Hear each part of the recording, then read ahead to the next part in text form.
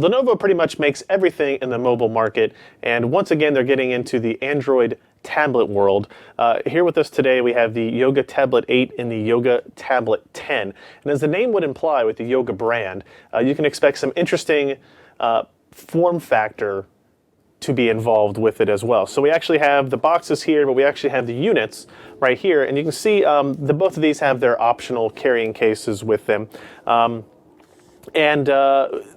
most important and interesting thing about this particular set of devices is the form factor. So if we look at this here, it just kind of looks like a normal 8-inch tablet until you look at it on the profile, and you'll see that there is something different about the shape and size. So if we go ahead and take a look at what we have here, this is an 8-inch tablet that has a rather large kind of power button on it. It's running Android 4.2, I believe, at this point.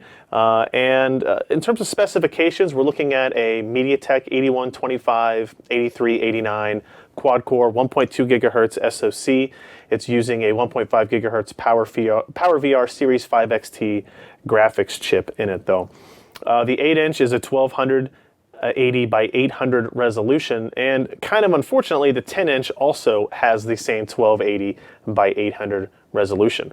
The interesting part about the form factor here is this kind of bulge on the side. So besides having the power button as well as your headphone output, it also holds the battery. So this tablet has a 6,000 milliamp hour battery, which actually gives it tremendous battery life. Lenovo rates it at up to 18 hours with this, but in our testing, we actually got pretty close to that with our standard Wi-Fi web browsing test.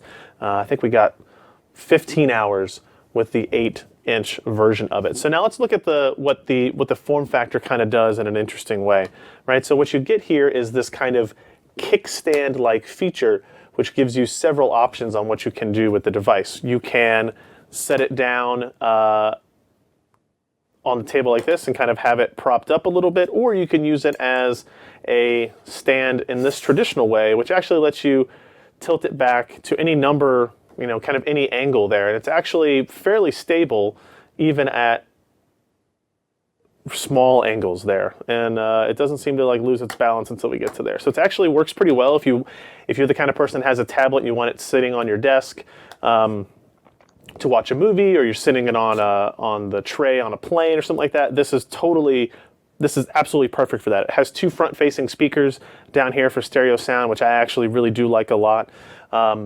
It has, in terms of other specs, it's got 16 or 32 gigs of internal flash memory on there, depending on which option you choose, but it does have a micro SD card slot if you want to go that route as well. 802.11b, G, and N support. This model weighs in at 0.88 pounds, so just under 1 pound for this unit. The larger unit is 1.33 pounds. This starts at $199, which is also pretty cheap, right? So that puts it actually lower than the price of the new Nexus 7 and kind of right in line with the NVIDIA Tegra Note 7 as well. So that's the 8-inch device. I think I'm actually really, really impressed with.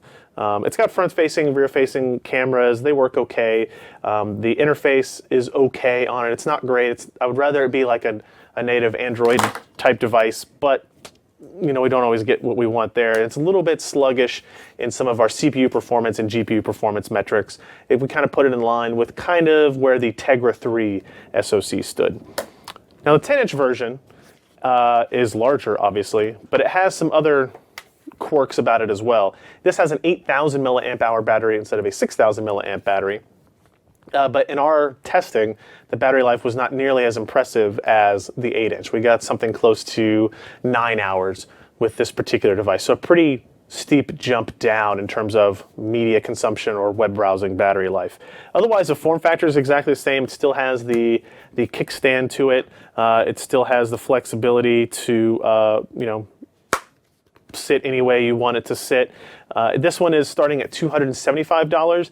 The other big dramatic problem with this device is that it actually shares the same screen resolution as this device. So they're both 1280 by 800 resolution screens, but as you would think, if you take this same image on an 8-inch and blow it up to a 10-inch, you're going to have noticeably lower image quality on the device. So you've got $275 for this one. You've got $199 for this one. And I would say of these two, by far my favorite is the Tablet 8, the Yoga Tablet 8. For $199, you can get a reasonable performance Android device that has a really unique form factor.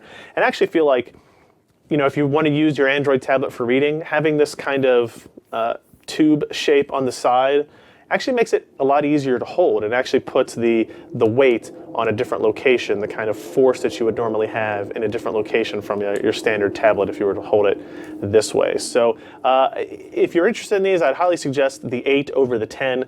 Same SoC, same screen resolution, but I think in a tighter, better, well laid out device. So this is the Lenovo Yoga Tablet 8 and the Lenovo Yoga Tablet 10.